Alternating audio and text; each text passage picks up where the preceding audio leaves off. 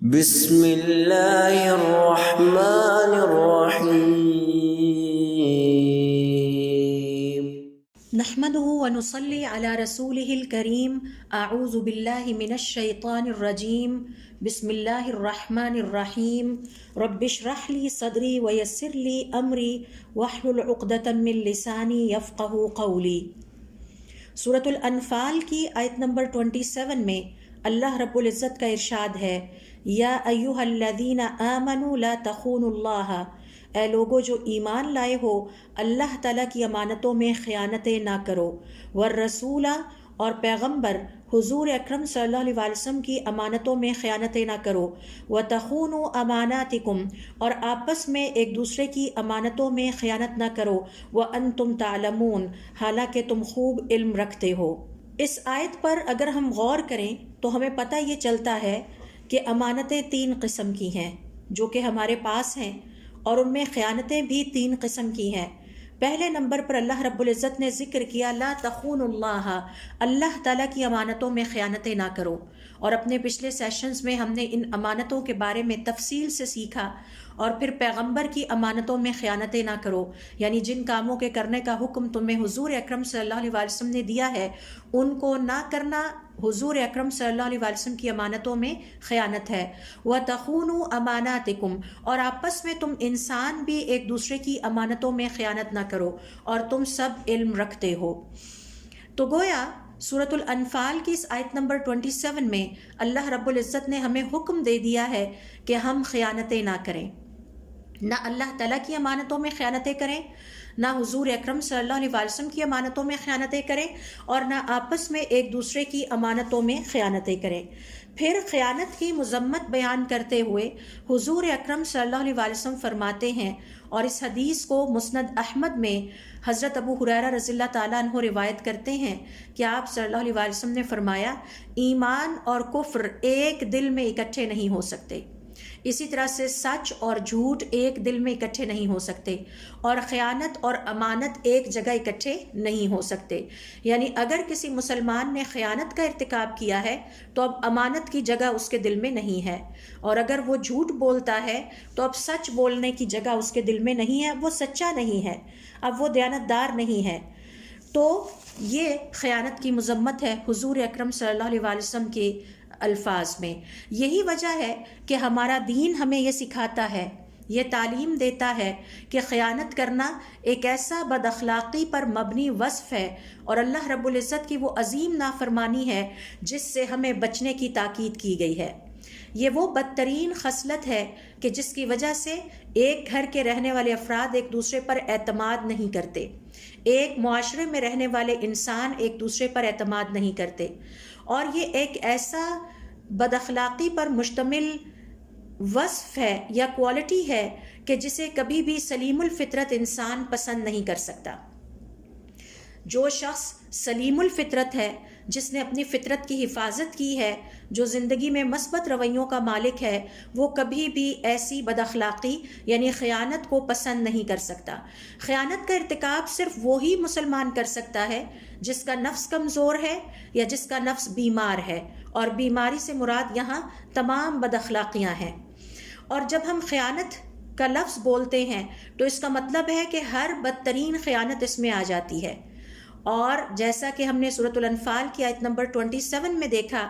کہ خیانت دراصل اس بات کا نام ہے کہ اللہ اور بندوں کے درمیان جو وعدے ہیں ان کو انسان پورا نہ کرے، اپنے خالق کے ساتھ کیے گئے وعدوں کو پورا نہ کرے، امانتوں میں خیانت کرے، اللہ کی امانتوں میں،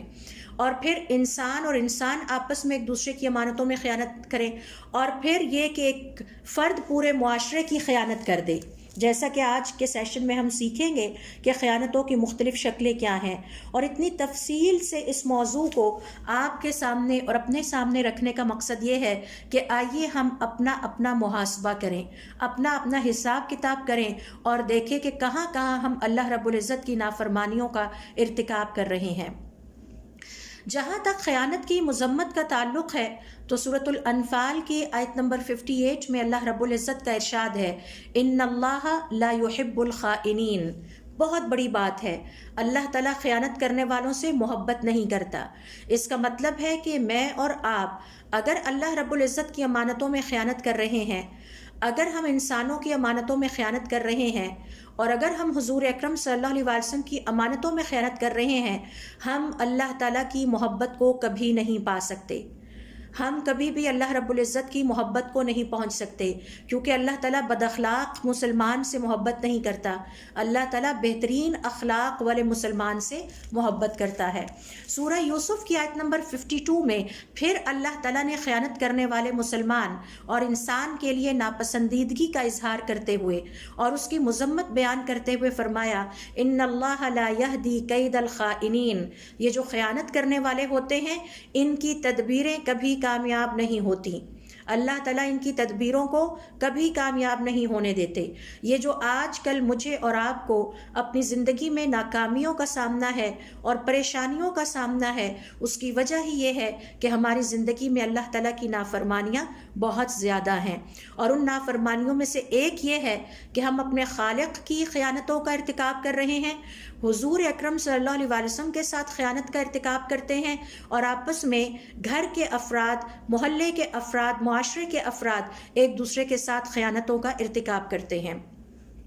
سورۃ الحج کی آیت نمبر 38 میں دیکھیے، اللہ رب العزت نے ایک دفعہ پھر خیانت کرنے والے کے لیے انتہائی ناپسندیدہ الفاظ میں اپنی ناپسندیدگی کا اظہار فرمایا ہے۔ اللہ رب العزت کا ارشاد ہے، ان اللہ لا يحب كل خوان کفور، بے شک اللہ تعالیٰ ہر خیانت کرنے والے ناشکرے سے بالکل محبت نہیں رکھتا۔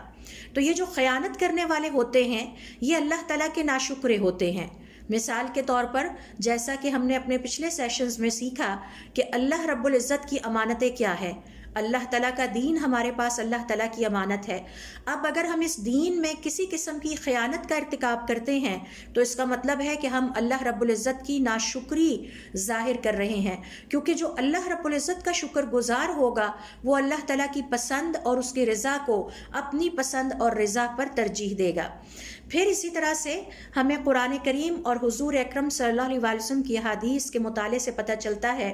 کہ خیانت نفاق ہے، منافقت ہے، یعنی خیانت کرنے والا منافق ہو جاتا ہے، وہ مسلمان اور صاحب ایمان کے دائرے سے نکل جاتا ہے۔ اللہ تعالیٰ نے اس کو منافق کہا ہے، حضور اکرم صلی اللہ علیہ وسلم نے اس کو منافق کہا ہے۔ حضرت ابو ہریرہ رضی اللہ تعالیٰ عنہ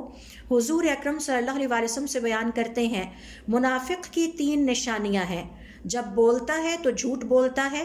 وعدہ کرتا ہے تو وعدہ خلافی کرتا ہے، اور امانتوں میں خیانتیں کرتا ہے۔ اسی طرح سے یہ دیکھیے کہ حضور اکرم صلی اللہ علیہ وسلم کی ایک اور حدیث سے پتہ چلتا ہے، اور میں اس موضوع کی طرف بعد میں آؤں گی کہ خیانت کرنے والے کا انجام کیا ہوگا۔ تو اس حوالے سے حضور اکرم صلی اللہ علیہ وسلم فرماتے ہیں، قیامت والے دن سب سے زیادہ ذلت اور رسوائی کے عذاب سے خیانت کرنے والے گزریں گے، یعنی کسی اور کو اتنا سخت عذاب نہیں دیا جائے گا جتنا امانتوں میں خیانتیں کرنے والے کو دیا جائے گا۔ حضور اکرم صلی اللہ علیہ وسلم فرماتے ہیں، قیامت والے دن لوگ اپنے اپنے گناہوں اور اپنی اپنی نافرمانیوں کے اعتبار سے چھٹ کر گروہوں میں تقسیم ہو جائیں گے۔ ہر گروہ کے ہاتھ میں ایک پرچم ہوگا جس پر لکھا ہوگا کہ انہوں نے دنیا کی زندگی میں کیا نافرمانی کی تھی۔ مثال کے طور پر جو خیانتیں کرنے والے ہیں وہ ایک الگ گروہ ہوگا، ان کے ہاتھ میں ایک پرچم ہوگا جس پر لکھا ہوگا خیانتیں کرنے والے۔ اسی طرح سے جھوٹ بولنے والے الگ گروہ میں ہوں گے، ان کے ہاتھ میں پرچم ہوگا اور لکھا ہوگا کہ یہ جھوٹ بولنے والے ہیں۔ وعدہ خلافی کرنے والوں کا علیحدہ گروہ ہوگا۔ تو اس سے آپ دیکھیے کہ خیانت کرنے والوں کو کس قدر ذلت اور رسوائی کے عذاب سے قیامت والے دن گزرنا ہوگا۔ یہ تو تھی چند آیات جو میں آپ سے شیئر کرنا چاہ رہی تھی خیانت کی مذمت کے حوالے سے۔ اور اگر آپ کو یاد ہو تو ہم نے اپنے سب سے پہلے سیشن میں حضور اکرم صلی اللہ علیہ وسلم کی اس حدیث سے امانت کے اس کانسیپٹ کو سیکھنا شروع کیا تھا کہ جس میں آپ صلی اللہ علیہ وسلم فرماتے ہیں، اد الامانۃ الی من ائتمنک، جو تمہارے پاس امانت رکھوائے اس کی امانت واپس لوٹا دو، ولا تخن من خانک، اور جو تمہاری خیانت کرے تم اس کی خیانت نہ کرنا، وہ اپنا نامہ اعمال خراب کرتا ہے، کرتا رہے، لیکن تم اس کی دیکھا دیکھی یہ بے وقوفی والا فیصلہ نہ کرنا کہ تم اپنے نامہ اعمال کو خراب کر دو۔ تو میرے پاس اور آپ کے پاس اس بات کی اجازت نہیں ہے کہ ہم کسی ایسے شخص کی بھی خیانت کریں جو ہماری خیانتیں کرتا ہو۔ میرے پاس اور آپ کے پاس اس بات کی قطعاً اجازت نہیں ہے کہ ہم کسی بھی انسان کے ساتھ، حتیٰ کہ وہ کافر ہی کیوں نہ ہو، ہم اس کی خیانت کریں۔ ہماری شریعت ہم سے بہترین اخلاق کا تقاضا کرتی ہے۔ مسلمان کبھی بھی بد اخلاق نہیں ہو سکتا، اور اگر کوئی شخص بد اخلاقی کا مظاہرہ کرتا ہے تو اس کا مطلب ہے کہ اس کا ایمان ابھی مکمل نہیں ہوا، اس کا اسلام مکمل نہیں ہوا، اور وہ ابھی تک اسے اپنی تربیت کرنے کی ضرورت ہے۔ پھر اسی طرح سے ہم نے یہ بھی سیکھا کہ حضور اکرم صلی اللہ علیہ وسلم ہمیں سکھاتے ہیں کہ خیانت کرنے والا جنت میں داخل نہیں ہو سکے گا، اور اس حوالے سے حضور اکرم صلی اللہ علیہ وسلم کی حدیث ہے کہ اللہ رب العزت جب کسی بھی اپنے بندے کو ریت عطا کرتا ہے، یعنی انہیں نگران بناتا ہے، تو پھر جس دن اگر وہ اپنے زیر جو انتظام افراد ہیں جن کی وہ نگرانی کر رہا تھا، جیسے ماں اپنے بچوں کی کرتی ہے، والد اپنی پوری فیملی، اپنی بیوی بچوں کی کرتا ہے، اور وہ انہیں دھوکہ دینے والا ہو، اور پھر اس دن وہ مر جائے، یعنی اسی حالت میں کہ وہ ان کو دھوکہ دے رہا تھا، تو اللہ رب العزت ایسے شخص پر جنت کو حرام کر دیتے ہیں۔ اپنے گھر والوں کو دھوکہ دینا، یا اگر استاد اپنے طالب علموں کو دھوکہ دیتا ہے، یا یہ کہ کوئی عالم اپنے سننے والوں کو دھوکہ دیتا ہے، یا کوئی حکمران اپنے رعایا کو دھوکہ دیتا ہے، غرض یہ کہ جو بھی کسی گروہ کا نگران اللہ تعالیٰ کی طرف سے مقرر ہوا ہے، اور پھر وہ اپنے زیر تحت افراد جن کی نگرانی اس کے ذمے تھی اگر انہیں دھوکہ دیتا ہے، ان کے حوالے سے امانتوں میں خیانتوں کا مرتکب ہوتا ہے، تو ایسے شخص پر جنت حرام کر دی گئی ہے۔ یہ خیانت کی بہت ہی سخت الفاظ میں مذمت ہے جو ہم اپنی شریعت میں دیکھتے ہیں۔ اگر آپ کو یاد ہو تو ہم نے اپنے پچھلے سیشنز میں امانت کی اہمیت اور فضیلت کے حوالے سے سیکھا تھا، اور پھر ہم نے یہ بھی سیکھا کہ امانت کی شکلیں کیا کیا ہیں اور کہاں کہاں ہمیں اپنی امانتوں کی حفاظتیں کرنی ہیں، اور اس حوالے سے میں نے تقریباً آپ سے 23 امانتوں کی جو قسمیں ہیں تفصیل کے ساتھ ان کو شیئر کیا تھا۔ آج کے سیشن میں ہم سیکھیں گے کہ ان امانتوں میں خیانتوں کی شکلیں کیا ہیں۔ تو آئیے ذرا دیکھتے ہیں کہ یہ خیانت کی مختلف شکلیں کیا ہیں، اور تفصیل سے اس لیے دیکھیں گے تاکہ ہم اچھی طرح سے اپنا محاسبہ نفس کر لیں کہ کہیں ہمارے اندر بھی خیانت کی کوئی شکل پائی تو نہیں جاتی، اور لا علمی اور جہالت کی وجہ سے کہیں ہم بھی خیانت کا ارتکاب تو نہیں کر رہے، اور اگر ایسا ہے تو ہمیں چاہیے کہ فوراً توبہ کریں، اپنی اصلاح کریں، اور ان خیانتوں کو اپنی زندگی سے نکال دیں، کیونکہ ہمیں یاد رکھنا ہے کہ اللہ رب العزت کے فرما بردار بندہ بننے کا مطلب یہ نہیں ہے کہ ہم نمازیں پڑھیں، روزے رکھیں، قرآن کریم کی تلاوت کریں، لیکن ساتھ ساتھ اللہ تعالیٰ کی امانتوں میں خیانتیں کریں، ساتھ ساتھ بد اخلاقی کا وصف اپنائے رکھیں۔ اس سے ہماری عبادتیں ضائع ہو جاتی ہیں اور ہماری محنت رائے گاہ جاتی ہے۔ تو آئیے دیکھتے ہیں آج کے اس سیشن میں کہ خیانت کی مختلف شکلیں کیا ہیں۔ اس حوالے سے اگر آپ کو یاد ہو تو ہم نے سیکھا تھا کہ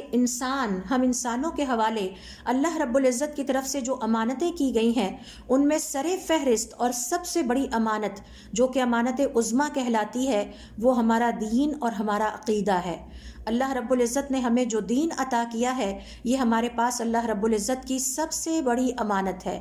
اور اس دین کی ساری زندگی حفاظت کرنا، اس امانت میں خیانت کا مرتکب نہ ہونا، یہ ہماری زندگی کا چیلنج ہے۔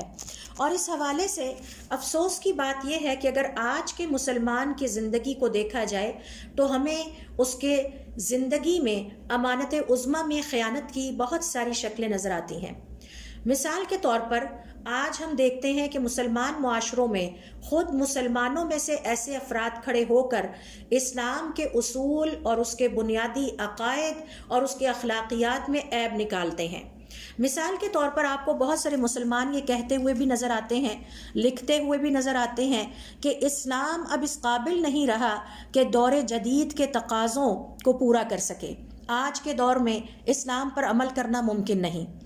یہ باتیں کون کرتے ہیں؟ یہ باتیں مسلمان کرتے ہیں اور یہ سمجھتے ہیں کہ اب یہ دین بہت پرانا ہو چکا ہے اور دین کو الگ رکھنا چاہیے اور دنیاوی زندگی کو الگ رکھنا چاہیے. یہ رویہ، یہ باتیں دراصل دین میں عیب لگانے کے مترادف ہے اور اس کے حوالے سے آنے والی نسلوں کے ذہنوں میں شکوک اور شبہات پیدا کرنے کے مترادف ہے کہ اب ہمیں نعوذ باللہ اس دین کو ترک کر دینا چاہیے کیونکہ ہم اپنی زندگی میں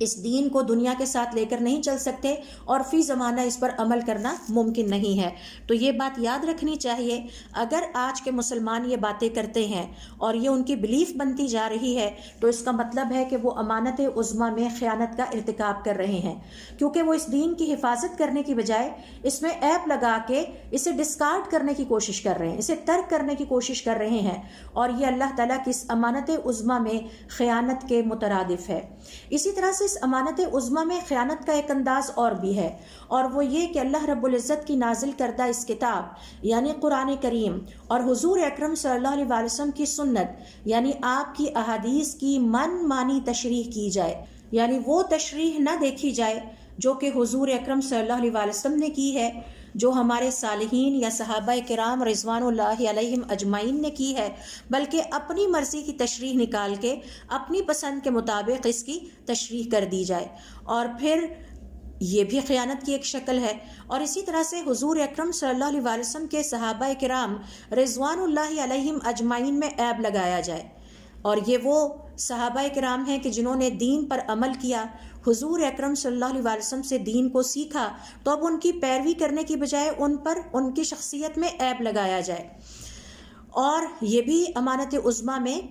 خیانت کی ایک شکل ہے. جبکہ ہونا تو یہ چاہیے تھا کہ ہم حضور اکرم صلی اللہ علیہ وسلم کے بعد صحابہ کرام رضوان اللہ علیہم اجمعین اور وہ تمام صالحین جو ان کے نقش قدم پر چلتے رہے ان سب کا بہت احترام کریں اور ان کو عزت دیں اور ان کو اپنا رول ماڈل مانتے ہوئے ان کی زندگیوں کے مطابق ہم بھی اپنی زندگیوں کو گزارنے کی کوشش کریں. لیکن آج کل کا جو خائن مسلمان ہے، خیانت کرنے والا ہے، وہ سب سے پہلے تو اس دین میں کیڑے نکالتا ہے، یہ ثابت کرتا ہے کہ یہ دین اب دور جدید کے تقاضوں کے مطابق قابل عمل نہیں رہا، اس پر عمل نہیں ہو سکتا. سود کھانا بہت ضروری ہو چکا ہے، غیبت کے بغیر ہماری زندگی نہیں گزرتی اور مسلمانوں کو ستائے بغیر ہم سروائیو نہیں کر سکتے. یہ ساری وہ چیزیں ہیں جو دراصل اللہ رب العزت کی اس امانت عظمیٰ میں خیانت کے مترادف ہیں. حالانکہ ہونا یہ چاہیے تھا کہ صحابہ کرام رضوان اللہ علیہم اجمعین اور ان کے نقش قدم پر چلنے والے صالحین کو ہم خوب عزت دیتے، اپنے بچوں کو ان کی زندگیاں سکھاتے تاکہ ہمارے بچے ان کے نقش قدم پر چلتے ہوئے ویسے ہی بنتے. اور اس حوالے سے دیکھیے سورۃ الحشر کی آیت نمبر 10 میں اللہ رب العزت نے بہترین مسلمان کے اسی اخلاقی وصف کی تعریف کی ہے کہ وہ اپنے سے نیک گزرے ہوئے پہلے افراد کے نقش قدم پر چلنے والا ہوتا ہے، ان کو عزت دینے والا ہوتا ہے، نہ کہ ان میں عیب نکالنے والا اور ان کی عزت اور مرتبے میں کمی کرنے والا. تو اللہ رب العزت کا ارشاد ہے والذین جاءوا من بعدہم، اور جو ان نیک افراد کے بعد میں آئے، یقولون، تو وہ انہیں یاد کر کے کہتے ہیں ربنا اغفر لنا، اے ہمارے رب ہمیں بھی بخش دے، ولاخواننا الذین سبقونا بالایمان، اور ہمارے ان تمام بھائیوں کو بھی بخش دے جو ہم سے پہلے ایمان کی حالت میں گزرے ہیں. تو اپنے سے پہلے مومن بندوں کے لیے بخشش کی دعا کرنا مسلمان کا وتیرہ ہونا چاہیے، نہ کہ ان کی شخصیت میں عیب نکالنا، ان کی شخصیت اور ان کے مرتبے اور عزت میں فرق ڈالنا. پھر اسی طرح سے دیکھیے یہ جو ہمارے پاس ہمارا دین ہے اور اللہ رب العزت کی طرف سے امانت عظمیٰ ہے، اس میں خیانت کی ایک شکل یہ ہے کہ اسلامی شعائر کا مذاق اڑایا جائے. کیا ہم آج کے مسلمان معاشرے میں نہیں دیکھتے کہ آج کل کے مسلمان معاشرے میں حجاب کا مذاق اڑایا جاتا ہے؟ کیا ہم یہ نہیں دیکھتے کہ آج کے اسلامی معاشرے میں داڑھی کا مذاق اڑایا جاتا ہے؟ کیا ہم یہ نہیں دیکھتے کہ آج کے اسلامی معاشرے میں اگر سود سے پاک معاشرے کے فروغ کی بات کی جائے تو بہت سارے لوگ ہمارے خلاف اٹھ کھڑے ہوتے ہیں؟ اسی طرح سے جب بھی عید الاضحیٰ کا موقع آتا ہے تو قربانی اسلامی شعائر میں سے ایک ہے. ہم دیکھتے ہیں کہ مسلمان معاشرے کے اندر سے ایسے افراد کھڑے ہو جاتے ہیں جو کہ اسلام میں قربانی جیسے عظیم اللہ رب العزت کے حکم کو غلط ثابت کرتے ہیں، اس پر تحقیق کرتے ہیں اور تحقیقی مٹیریل چھاپتے ہیں، اور پھر مسلمان معاشرے کو یہ سوچ دینے کی کوشش کرتے ہیں کہ اسلامی شاعر کا مذاق اڑایا جائے، اور ان کے خلاف جنگ جاری رکھتے ہیں تاکہ اسلامی شاعر اسلامی معاشرے میں کمزور پڑنے لگیں۔ یہ سب اللہ رب العزت کی امانت عظمیٰ میں خیانت ہی کی ایک شکل ہے۔ اسی طرح سے امانت عظمیٰ یعنی اللہ تعالیٰ نے ہمیں جو دین عطا کیا ہے، اس میں خیانت کی ایک شکل یہ ہے کہ اللہ رب العزت کی ذات کے حوالے سے شکوک اور شبہات پیدا کیے جائیں۔ آپ دیکھیں کہ ہمارے ایمان کا سفر ہی سب سے پہلے اللہ رب العزت پر ایمان سے شروع ہوتا ہے۔ ہم اقرار کرتے ہیں کہ ہم اللہ تعالیٰ کے وجود پر ایمان لائے، ہم کہتے ہیں آمنت باللہ، میں ایمان لائی اللہ رب العزت کے وجود پہ۔ لیکن کیا یہ آج کے مسلمان معاشرے میں نہیں ہو رہا کہ ہمارا بچہ جس نظام تعلیم سے مسلمان بچہ گزرتا ہے، اور جب وہ اپنی زندگی کے 10 سال پورے کر کے کسی اسکول سے نکلتا ہے اور دنیاوی تعلیم کا حصول مکمل کرتا ہے، تو ساتھ ہی اس کے ذہن میں یہ سوچ پختہ کر دی جاتی ہے کہ خدا کا کوئی وجود نہیں۔ میں نے بہت سارے نوجوان بچوں اور بچیوں کو اس وسوسے میں، اس شک و شبے میں گرفتار پایا کہ کیا اللہ کا وجود ہے یا نہیں ہے، یہ جھوٹ ہے یا سچ ہے، حقیقت کیا ہے۔ اسی طرح سے اللہ رب العزت کی اس عطا کردہ امانت عظمیٰ یعنی دین میں خیانت کی ایک شکل یہ ہے کہ حضور اکرم صلی اللہ علیہ وسلم کی شخصیت کے حوالے سے مسلمان معاشرے میں شکوک اور شبہات پیدا کیے جائیں۔ کبھی تو نعوذ باللہ یہ ثابت کیا جائے کہ حضور اکرم صلی اللہ علیہ وسلم خاتم النبیین نہیں تھے، بلکہ آپ کے بعد بھی انبیاء آئے ہیں، وغیرہ وغیرہ، اور پھر حضور اکرم صلی اللہ علیہ وسلم کی عیب میں نعوذ باللہ آپ کی شخصیت میں عیب لگائے جائیں۔ یہ ساری چیزیں اور یہ سارے بیمار رویے اور غیر اسلامی رویے اور اللہ رب العزت کی نافرمانی پر مبنی رویے افسوس اور دکھ کی بات ہے کہ آج کے مسلمان معاشرے میں ہی ہمیں نظر آتے ہیں۔ حقیقت بات یہ ہے کہ یہ رویے اور ان رویوں کا مقبول ہونا دراصل منافقت کی علامت ہے، ایمان کی علامت نہیں ہے۔ مسلمان کا تو عقیدہ یہ ہوتا ہے کہ وہ اللہ پر ایمان لانے والا ہوتا ہے، اس کے پیغمبر پر ایمان لانے والا ہوتا ہے، اور اللہ اور اس کے پیغمبر کے دشمنوں کے طور طریقے اختیار نہیں کرتا۔ کیا ہم نہیں دیکھتے کہ آج کے مسلمان معاشرے میں ویلنٹائن ڈے منانے والے مسلمان ہی ہیں؟ یہ امانت عظمیٰ میں خیانت ہی تو ہے۔ کیا ہم نہیں دیکھتے کہ بلیک فرائیڈے کا لفظ مسلمان معاشرے میں پایا جاتا ہے، حالانکہ یہ مسلمانوں یا ہمارے ایمان کی تعلیمات کے خلاف ہے؟ تو یہ سب وہ شکلیں ہیں جسے ہم اللہ رب العزت کی خیانت یا امانت عظمیٰ میں خیانت کا نام دے سکتے ہیں۔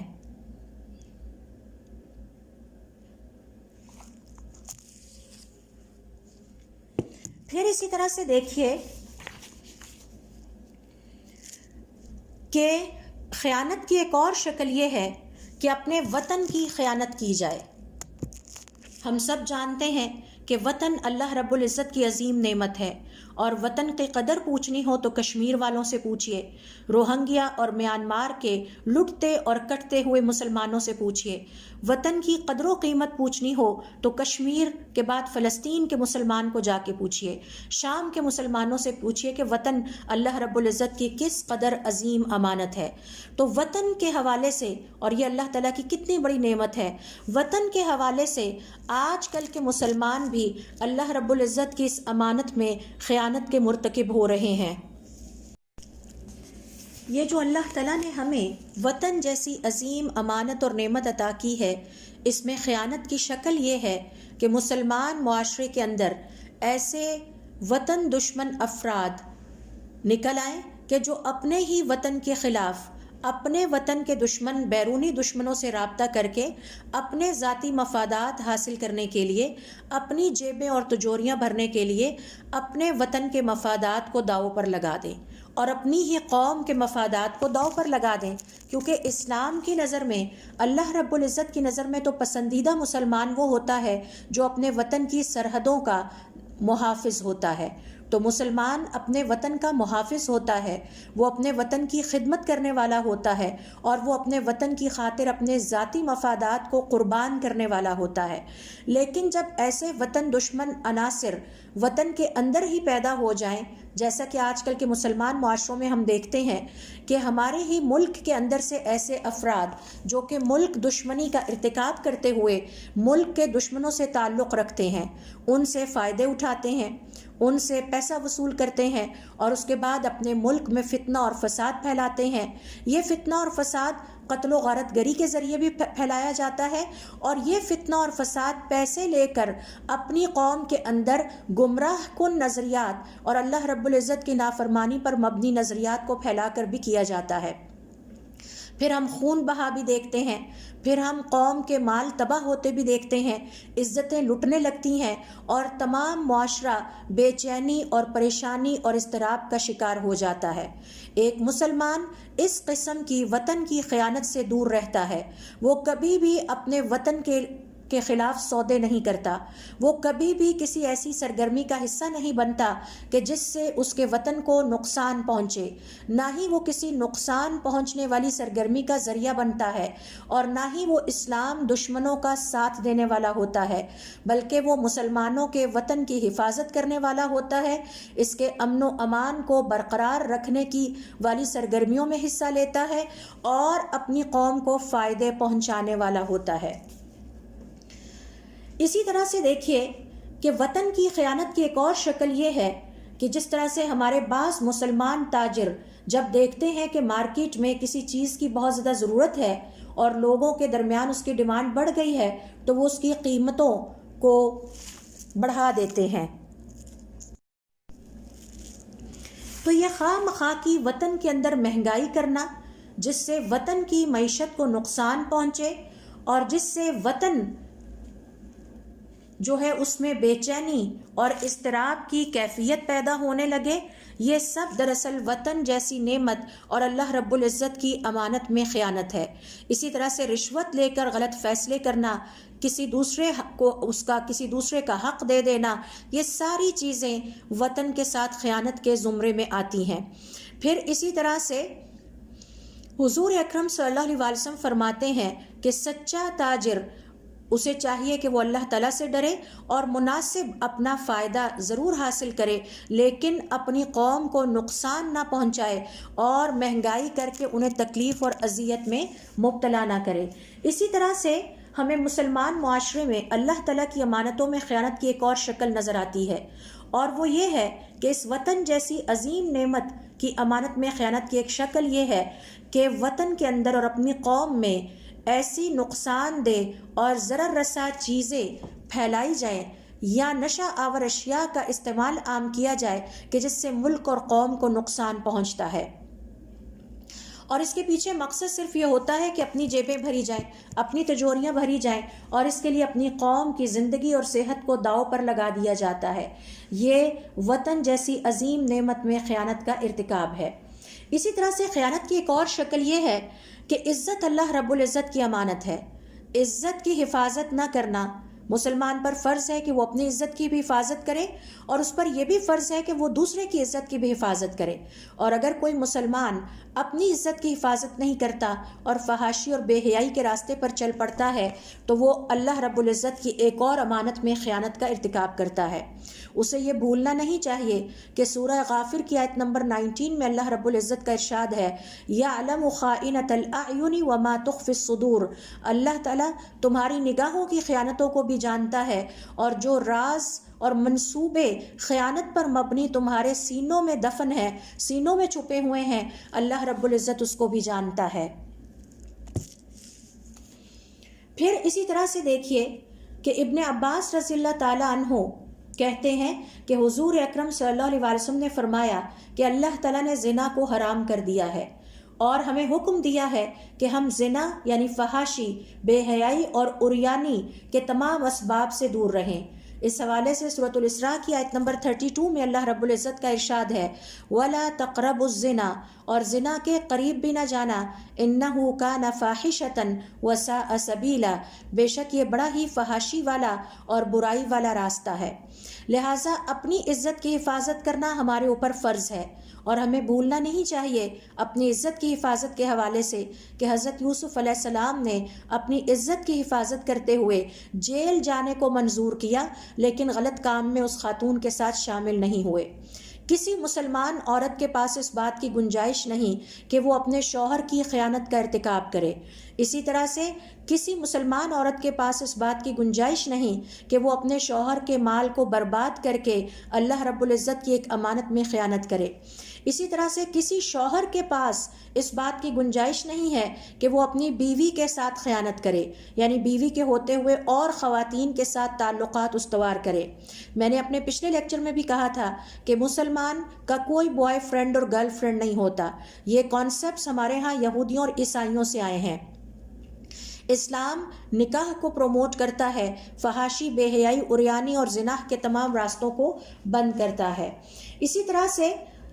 امانت کا تقاضا یہ ہے کہ ہم اپنے گھر والوں کی عزتوں کا اور جو ہمارے ماتحت افراد ہیں ان کی عزتوں کی حفاظت اور نگرانی بھی کریں۔ مثال کے طور پر اگر میں کسی جگہ ہیڈ ہوں اور میں جانتی ہوں کہ کچھ ایسی غلط سرگرمیاں میرے انڈر ہو رہی ہیں کہ جس کی وجہ سے امانت میں خیانت ہو رہی ہے، تو مجھے اس کی نشاندہی کرنا چاہیے اور فریقین کو بٹھا کر سمجھانا چاہیے کہ ہمارے دین میں اس طرح کی آزادانہ اور ناجائز تعلقات کی کوئی گنجائش نہیں۔ گھر اللہ رب العزت کی ایک امانت ہے، لہٰذا مسلمان پر فرض عائد ہوتا ہے کہ وہ اپنے گھر کو گندی، فحاشی، بے حیائی، عریانی والی فلموں سے پاک اور صاف کرے۔ گھر کے اندر ایسی تصویریں نہ آئیں جو بے حیائی اور عریانی کو فروغ دیتی ہوں۔ اسی طرح سے ایسے گانے نہ آئیں کہ جس سے اخلاق اور اللہ رب العزت کی نافرمانی کا پہلو نکلے اور جس سے اخلاق خراب ہوں اور گھر والوں کے ذہن میں فحاشی اور بے حیائی کے حوالے سے کوئی تصور باقی نہ رہے کہ یہ ایک برا کام ہے۔ اسی طرح سے گھر کے اندر ایسا لٹریچر نہیں آنا چاہیے، گھر کے اندر ایسی مخلوط محفلوں کا انعقاد نہیں کرنا چاہیے کہ جن کو اللہ تعالیٰ نے پسند نہیں کیا۔ اگر مسلمان گھرانے کے اندر مرد اور عورتیں اکٹھے ہو کے بیٹھتے ہیں، چاہے وہ کسی فیملی فنکشن کی وجہ سے، کسی گیدرنگ کی وجہ سے، تو یہ اللہ رب العزت کی امانت میں خیانت ہے، کیونکہ آخرکار یہ راستے فحاشی اور بے حیائی کی طرف جاتے ہیں۔ لہٰذا مسلمان گھرانے کے اندر مردوں کو الگ بیٹھنا چاہیے، خواتین کو الگ بیٹھنا چاہیے۔ لیکن کیا آج ہم اپنے مسلمان معاشرے میں نہیں دیکھتے کہ ہمارے مسلمان معاشرے اور دیندار گھرانوں میں جب فنکشنز ہوتے ہیں تو ان فنکشنز میں مخلوط محفلیں سجتی ہیں، مرد اور عورتیں اکٹھے ہوتے ہیں، مکمل زینت میں ہوتے ہیں، اور اس میں حجاب کا اور پردے کا کوئی تصور نہیں ہوتا۔ یہ اللہ رب العزت کی واضح نافرمانی ہے اور امانت میں خیانت کا ارتکاب ہے۔ اسی طرح سے خیانت کی ایک اور شکل جو آج کے مسلمان کی زندگی میں پائی جاتی ہے وہ ہے کمانے کے حوالے سے خیانت کرنا۔ ایک حقیقی مسلمان ہمیشہ اس بات کا لالچ رکھتا ہے کہ اس کے گھر میں جو بھی آمدن آئے وہ پاکیزہ اور حلال ہونی چاہیے۔ اس کا کھانا پاکیزہ ہوتا ہے، اس کا پینا پاکیزہ ہوتا ہے، وہ کسی کو دھوکہ دینے والا نہیں ہوتا، وہ دھوکہ دے کے کماتا نہیں ہے، جھوٹ بول کر نہیں کماتا، کیونکہ اس طرح کا کمانا آپ کی آمدن کو حرام کر دیتا ہے۔ حضور اکرم صلی اللہ علیہ وسلم اپنی ایک حدیث میں فرماتے ہیں، اور آپ صلی اللہ علیہ وسلم اس حدیث کے مطابق آپ کا گزر ایک سبزی یا پھل بیچنے والے کے پاس سے ہوا اور اس نے اپنی چیزوں کا ایک ڈھیر لگا رکھا تھا پہاڑ کی طرح۔ تو آپ نے دیکھا کہ سامنے بہت اچھی ہیں اور صاف ستھری ہیں، جب اس ڈھیر کے اندر ہاتھ ڈالا تو آپ کا ہاتھ گیلا نکلا۔ آپ نے اس سے سوال کیا کہ یہ کیا ہے؟ تو اس نے کہا کہ اصل میں بارش ہو گئی تھی تو میری یہ سبزی یا پھل گیلا ہو گیا۔ تو آپ صلی اللہ علیہ وسلم نے فرمایا پھر تم اسے سب سے اوپر رکھتے تاکہ اسے لوگ دیکھتے، کیا تم نہیں جانتے کہ جو ہمیں دھوکہ دیتا ہے وہ ہم میں سے نہیں ہوتا؟ تو یہ ہے خیانتوں کی وہ شکلیں جو کہ افسوسناک صورتحال یہ ہے کہ آج کل کے مسلمان معاشروں میں پائی جاتی ہیں۔ اسی طرح سے کمائی کے حوالے سے ایک اور خیانت کی شکل یہ ہے کہ دو پارٹنرز آپس میں ایک دوسرے کی خیانت کرنے لگیں، یعنی جن دو نے مل کر کوئی کاروبار شروع کیا ہے وہ آپس میں ایک دوسرے کی خیانت کریں۔ اور دونوں پارٹنرز پر یہ فرض عائد ہوتا ہے اللہ تعالیٰ کی طرف سے کہ ایک دوسرے کے حقوق ادا کریں، اور حضور اکرم صلی اللہ علیہ وسلم کو اس حدیث کو مد نظر رکھیں کہ آپ صلی اللہ علیہ وسلم نے فرمایا کہ جب کوئی دو پارٹنر مل کر کاروبار کرتے ہیں اور جب تک کوئی بھی ان میں سے دوسرے کی خیانت نہیں کرتا، یعنی دونوں دیانتداری کے ساتھ چلتے رہتے ہیں، اس وقت تک اللہ رب العزت ان کے ساتھ ہوتا ہے، اور جب ان میں سے کوئی ایک بھی دوسرے سے خیانت کر لیتا ہے تو اس کے بعد اللہ رب العزت ان دونوں کے درمیان سے پیچھے ہٹ جاتا ہے اور پھر شیطان ان دونوں کے درمیان آ جاتا ہے۔ تو یہ ہے خیانت کے وہ چند شکلیں جو کہ اور افسوسناک صورتحال اور اللہ رب العزت کی نافرمانیاں اور اللہ تعالیٰ کی امانتوں میں خیانت کی وہ چند شکلیں جو آج کے سیشن میں نے آپ سے شیئر کی ہیں، اور تفصیل کے ساتھ شیئر کرنے کا یہی مقصد ہے کہ ہم سب اس حوالے سے اپنا محاسبہ نفس کریں اور اپنے نفس کی اصلاح کرنے کی کوشش کریں۔ انشاءاللہ اس حوالے سے جو ڈسکشن رہ گئی ہے اس کو ہم اپنے اگلے سیشن میں کمپلیٹ کریں گے۔ اللہ رب العزت ہمیں توفیق عطا فرمائے کہ ہم اپنے دین کو سیکھیں، پھر اس پر عمل کریں، اور جو غلطی اور کوتاہی ہم سے جہالت کی وجہ سے ہو گئی، علم نہ ہونے کی وجہ سے ہو گئی، ہم اس پر اللہ رب العزت سے توبہ اور استغفار کر کے اسرِ نو اپنے رب کے ساتھ اپنے تعلق کو بہتر کرنے کی کوشش کریں۔ سبحانک اللہم و بحمدک اشہد ان لا الہ الا انت استغفرک و اتوب الیک۔